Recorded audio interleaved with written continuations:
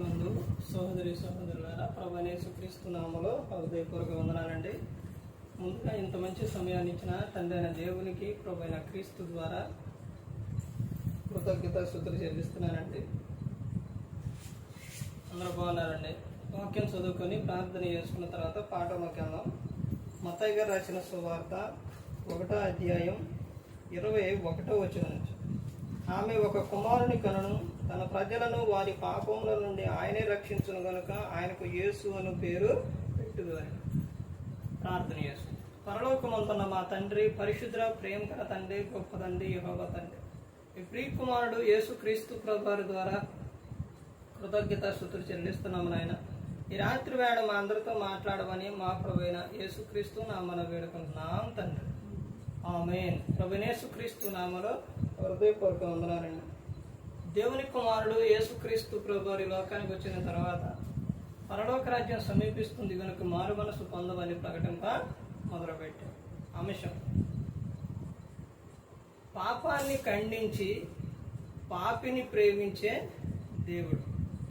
పాపాన్ని ఖండించి పాపిని ప్రేమించే దేవుడు. దేవుడు పాపాన్ని ఏం చేస్తారో ఖండిస్తారు.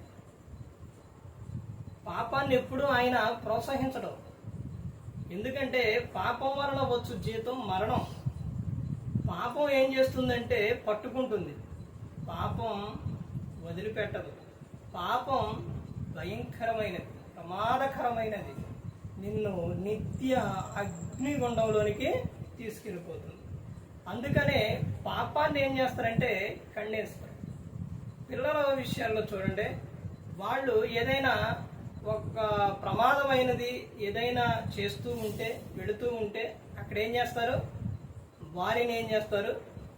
గద్దిస్తారు, బెత్తం వాడతారు, వద్దు అని చెబుతారు. ఎందుకంటే అక్కడ ప్రమాదం ఉంది కాబట్టి అక్కడికి వెళితే. అందుకే తర్వాత పిల్లలకి ఏదైతే వాళ్ళకి క్షేమం కోరి వాళ్ళకి ఏదైతే ఇష్టమో వారికి ఏదైతే కావాలో, వారికి ఏదైతే మంచిదో అది తల్లిదండ్రి ఇస్తారు. అలాగే దేవుడు పాపాన్ని ఏం చేస్తారంటే ఖండిస్తారు. ఎందుకంటే నువ్వు ఆ పాపాన్ని దగ్గరకు వెళితే దాని ఫలితం భయంకరంగా ఉంటుంది. అందుకని దేవుడు పాపాన్ని ఏం చేస్తారంటే ఖండిస్తారు. ఈ రోజున ప్రతి ఒక్కరు, యవనస్తులు కానీ ప్రతి ఒక్కరు కూడా ఈ పాపానికి ఇదైపోయారు. ఏంటంటే పాపం అంటే దేవుడు చెప్పిన ఆజ్ఞల్లో ఆజ్ఞాతిక్రమే పాపం. దేవుడు చెప్పిన ఆజ్ఞల్లో చాలా ఆజ్ఞలు ఉన్నాయి. ఆజ్ఞల్లో పాటించకపోవడమే పాపం. ఆ ఆజ్ఞలు అనేది ఒక్కొక్కటి గ్రంథంలో స్పష్టంగా రాశారు. ఒకటి ఏంటంటే, ఒక స్త్రీని మోకపు చూపుతో చూచు ప్రతివాడు అప్పుడే తన హృదయమందు వ్యభిచారం చేసినట్టు అని చెప్పారు. వ్యభిచారించకూడదు అని చెప్పారు. వ్యభిచారం అనేది చాలా భయంకరమైనది. 10 ఆజ్ఞల్లో 7వ ఆజ్ఞ వ్యభిచారం. దీని జోలికి వెళితే అది ఏం చేస్తుందనంటే, అది ప్రతి ఒక్క విషయంలో కూడా అసలు దేవునికి ఇష్టం లేనిది మొదటిది ఏది అని అంటే అదే. ఏది? వ్యభిచారం. దేవునికి అసలు ఇష్టం అంటూ లేదే ఏదైనా మొదటిగా ఉందంటే అదే. ఈ విషయాల్లో తప్పు చేస్తే పాత నిబంధన కాడి నుంచి ఇప్పటి వరకు దేవుడు ఎవ్వరిని విడిచిపెట్టడు. ఎందుకనంటే ఆ పాపం నిన్ను ఏ విధంగా తీస్తుందంటే, ఆ పాపం చేస్తే శిక్ష భయంకరంగా వస్తుంది అని పాత నిబంధన కాలంలోని తప్పు చేస్తే, పాపం చేస్తే, ఆ వ్యభిచారం అనే ఆ పాపం చేస్తే ఎంత భయంకరంగా చంపేసిందంటే దేవుడు యవన ప్రాయంలోనే చనిపోయిన వారు చాలా మంది ఉన్నారు. సొదొమ గొమొర పట్టణంలోని అందరూ కూడా వ్యభిచార ఆలోచనలు, వ్యభిచార తలంపులు, వ్యభిచారం చేస్తూ వాళ్ళు భయంకరంగా జీవిస్తుంటే దేవుడు అగ్నిగంధకాలతో కురిపించే మొత్తాన్ని నాశనం చేసింది. తర్వాత అమ్నోను తామారు విషయంలో తామారు విషయంలో ఏం చేసిండు? అతను ఆ స్త్రీని, చెల్లిని మోహించి తప్పు చేయటం వలన యవ్వన ప్రాయంలోనే ఇదైపోయింది. ఆ విషయాలను కూడా అలాగే చేశాడు. పాపం వలన వచ్చు జీతం మరణం. అపశాలోము అంటే చెల్లిని కాదు, వేరే విధంగా అతను ప్రవర్తించడం అలా అయిపోయింది. తర్వాత వ్యభిచారంలో పడిపోయి ఆ తప్పులో పడిపోయిన సంసోను గారు తమ యవన కాలంలోనే ఇదైపోయారు. దావీదు గారు ఆ వ్యభిచారంలోనే పడిపోయి ఎంతో ఆనందాన్ని సంతోషాన్ని కోల్పోయారు. చూశారంటే ఇలాంటి విషయాలు, వ్యభిచారం అనే విషయం చాలా విషయం ఉంది. యెజబెలు అనే ఆమె వ్యభిచారం చేస్తూ భయంకరంగా విధంగా ఆమె చనిపోయింది. ఇలా చాలా మంది గ్రంథంలో ఉన్నారు. దాని వలన అది చాలా ప్రమాదం. అందుకనే దేవుడు ఏం చేస్తారంటే పాపాన్ని ఖండిస్తారు, దాని జోలికి వెళ్ళొద్దు అని దేవుడు చెబుతాడు.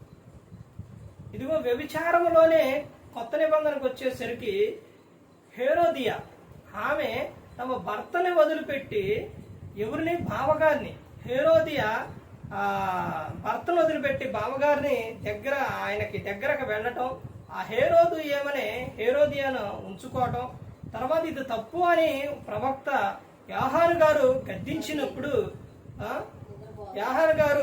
గద్దించినప్పుడు అక్కడ ఏం జరిగిందంటే ఆ వ్యక్తిని సేవకుడి మీద పగబెట్టుకొని, అంటే నీ తప్పును గద్దిస్తారా అని సేవకుడి మీద పగబెట్టుకొని, తర్వాత సందర్భం వచ్చినప్పుడు యాహాను గారు తననే ఆమె అడిగింది. అలా తప్పు అని చెప్పినప్పుడు సేవకుడికి ఎదురు తిరిగి సేవకుడిని తలది తీపిచ్చిన ఆమె జీవితం ఏం జరిగిందంటే ఆమె తల కట్ అయిపోయింది. ఎలా కట్ అయిపోయిందంటే ఆ చరిత్రకారులు చెబుతున్న విషయం, ఒక మంచు సముద్రం అనేది ఉంది ఇశ్రాయేలు దేశం. ఆమె చెప్పులు కొంచెం ఎత్తుగా స్టైల్గా ఉండేవి అనమాట. ఆమె దాని మీద వెళుతూ ఉంటే మరి ఆ చెప్పు స్లిప్ అయ్యి అలా ఇలా పడంగానే ఆ మంచు అనేది, ఆ గాజు అనేది పగిలి ఆమె అలా మంచులో కిందకి వెళ్ళిపోతూ ఉండగా, ఈ లోపలికి వెళ్ళిపోతూ ఉండగా మెడకాయ ఇక్కడకు తెగిపోయింది. చూసారండి, సేవకుడు తలకాయ దీవిచ్చిన తలకాయ ఏమైపోయింది, తెగిపోయింది.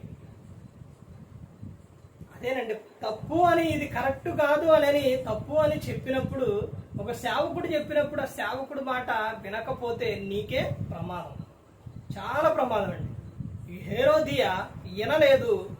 తర్వాత చెప్పినందుకు యాహాను గారిని హేరోదు చెరసాలలో వేశాడు. తర్వాత హేరోదియా తల దీపించింది, ఆమె తల లేకుండా పోయింది. చూశారండి, ప్రతి ఒక్కరు గమనించుకోవాలి. పాపాన్ని ఖండించి పాపిని దేవుడు ప్రేమిస్తారు. ఇప్పుడు పాపాన్ని ఖండించే విషయం చూసాము, ఇప్పుడు పాపిని ప్రేమించే విషయం చూస్తే ఎవరైతే ఈ తప్పులు చేస్తూ ఎవరైతే ఉన్నారో వారి దగ్గరకు వెళ్ళి యేసుక్రీస్తు ప్రభువారు ఆ పాపంలో ఉన్న వారిని ప్రేమిస్తూ ఉన్నారు. ఎందుకంటే ఆ పాపంలో నుంచి రావాలి. యాహాను గారు రాసిన సువార్తలో ఉంటుంది, సమరయ స్త్రీ దగ్గరకు యేసుక్రీస్తు ప్రభువారు వెళ్ళారు. ఎందుకు? ఆమె పాపంలో జీవిస్తుంది కాబట్టి అక్కడికి వెళ్ళి ఆమెకు ఆ విషయం చెప్పినప్పుడు ఆమె ఆ తప్పుని ఒప్పుకొని ఈయన లోకరక్షకుడు క్రీస్తు మెస్సయ్య అని ఆమె వెళ్ళి ఎవరికి సువార్త చెప్పింది? ఊరి వారికి చెప్పింది. చూశారండి, ఆమెను ప్రేమించండి. పాపాత్మురాలైన స్త్రీని ప్రేమించండు. వ్యభిచారంలో పట్టబడిన స్త్రీని రాళ్లతో కొడుతున్నప్పుడు ఆమెను ప్రేమించిండు. ప్రతి ఒక్కరిని కూడా యేసుక్రీస్తు ప్రభువారు పాపం చేస్తూ ఉన్నవారు ఎవరైతే ఉన్నారో ఆ పాపిని ప్రేమించారు, కానీ పాపాన్ని ఏం చేశారు? ఖండించారు. ఇలాంటి సందర్భాల్లో చాలా విషయాలు బైబిల్ గ్రంథంలో నుంచి ఉన్నాయి. కానీ మరి ఆ విషయం ఇక్కడ చూస్తే మత్తయి గారు రాసిన సువార్త 1:21 ఆమె ఒక కుమారుని కనును, తన ప్రజలను వారి పాపముల నుండి ఆయనే రక్షించును గనుక ఆయనకు యేసు అను పేరు పెట్టుదు అని చెబుతాను. ఆయన ప్రతి ఒక్క వ్యక్తిని, తన ప్రజలను పాపముల నుండి రక్షించుటకు యేసుక్రీస్తు ప్రభువారు ఈ లోకానికి వచ్చారు. అపోస్తలుడైన పౌలు గారు రోమీయులకు రాసిన పత్రిక చూడండి, 5వ అధ్యాయం 8వ వచనం చూస్తే, అయితే దేవుడు మన ఎడల తన ప్రేమను వెల్లడిపరుచుచున్నాడు. ఎట్లనగా మనం ఇంకనూ పాపులమై ఉండగానే క్రీస్తు మన కొరకు చనిపోయాడు. దేవుడు మనల్ని ఏం చేస్తుండండి? ప్రేమిస్తూ ఉండండి. ఎప్పుడు ప్రేమిస్తుండో? మనం పాపులుగా ఉన్నప్పుడు ఆయన మనలను ప్రేమించాడు. ప్రేమించి అక్కడ చెబుతున్న విషయం చూడండి, మనం ఇంకను పాపులమై ఉండగానే క్రీస్తు మన కొరకు చనిపోయాను. మనం పాపంలో ఉండంగానే క్రీస్తు ఏమైపోయిండు? చనిపోయాడు. మన అపరాధముల చేత పాపముల చేత మనం చచ్చి పడి ఉన్నప్పుడు ఆయన క్రీస్తుతో కూడా మనలను లేపారు, మనని బ్రతికించారు. మనందరి కోసం యేసుక్రీస్తు ప్రభువు ప్రాణం పెట్టారు. యోహాను గారు రాసిన మొదటి పత్రిక 3వ అధ్యాయం 16వ వచనంలో మనందరి కోసం యేసుక్రీస్తు ప్రభువు సిలువలో మన కోసం ప్రాణం పెట్టారు. అంటే ఇప్పుడు చూడండి, పాపాన్ని ఏం చేశారు? ఆయన ఖండించారు. పాపిని ఏం చేశారు? ప్రేమించారు. అందుకని ప్రతి ఒక్కరూ గమనించుకోవాలి, దేవుడు ఎప్పుడు కూడా పాపాన్ని ప్రోత్సహించడం, పాపాన్ని ఆయన ఎప్పుడు ఆయన గద్దిస్తూనే ఉంటాడో, ఖండిస్తూనే ఉంటాడో. ఎందుకంటే నువ్వు ఆ పాపంలో జీవిస్తూ మరణిస్తే ఆడికి వెళ్ళిపోతావు, నరకానికి వెళ్ళిపోతావు.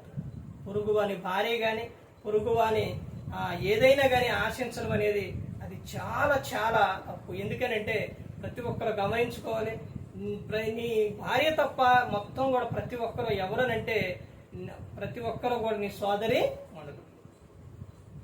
అది ప్రతి ఒక్కరు గమనించుకోవాలి. ఒక స్త్రీని చూసినప్పుడు నువ్వు అందులోని తల్లిని చూడాలి, చెల్లిని చూడాలి, అక్కను చూడాలి, ఆ విధంగా చూడాలి. కానీ నువ్వు కామంత అనేది చూడకూడదు.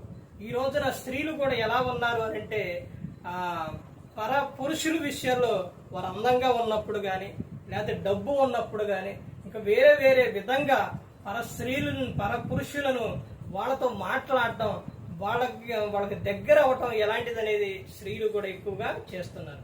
స్త్రీ ఎక్కువగా పురుషునికి ఏం చేస్తుందంటే చనువిస్తూ ఉంది. వాళ్ళని చూసి నవ్వటం, వాళ్ళని చూసి దగ్గరికి వెళ్ళి మాట్లాడటం, ఇలాంటివి అనేది ఇవన్నీ కూడా స్త్రీ ఎక్కువగా పరపురుషునికి అవకాశం అనేది ఇవ్వటం వలన ఆ పురుషుడు ఏం చేస్తున్నారంటే అదే చనువుగా తీసుకొని ఏం చేస్తున్నారంటే భయంకరమైన స్థితిలోకి వెళ్ళిపోతుంది. ఎవరైనా సరే నీ భర్త తప్ప ఎవరితోనైనా కానీ నువ్వు ఎక్కువగా మాట్లాడే అవసరం నీకేంటి? నువ్వు ఒకసారి ఆలోచించండి. నీ భర్తే నీకెవరో శిరస్సు.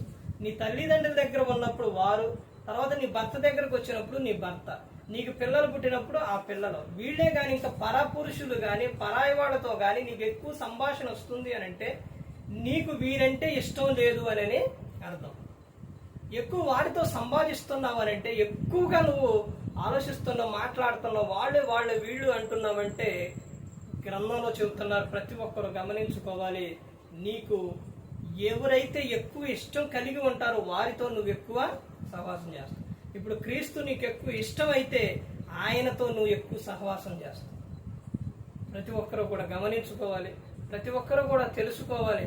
ఈ రోజున పిల్లల విషయాల్లో చూడండి, చిన్న చిన్న పిల్లల విషయాల్లోనే వారు ఏ విధంగా ఉంటారు అని అంటే ఆ మనసు ఏ విధంగా ఉంటుందంటే చాలా ఆ మనస్సు కలిగి ఉండాలని యేసుక్రీస్తు ప్రభువారు కోరుకున్నారు. ప్రతి ఒక్కరు గమనించుకోవాలి, ప్రతి ఒక్కరు కూడా తెలుసుకోవాలి. ఎందుకనంటే నువ్వు ఏ విధంగా అయితే ఉన్నావో, ఎలా అయితే ఉన్నావో దేవుడు ప్రతి ఒక్కటి కూడా చూస్తున్నారు. అనుమానించేవారు ఉన్నారు, అపార్థం చేసుకునేవారు ఉంటారు, అన్ని విధాలుగా ప్రతి ఒక్కరు ఈ లోకంలో ఉంటారు. కానీ నువ్వు మాత్రం క్రీస్తు ప్రేమ చూపిస్తూ నిత్యము వారి కోసం ప్రార్థన చేస్తూ అందరి కోసం ప్రార్థన అనేది చేయాలి.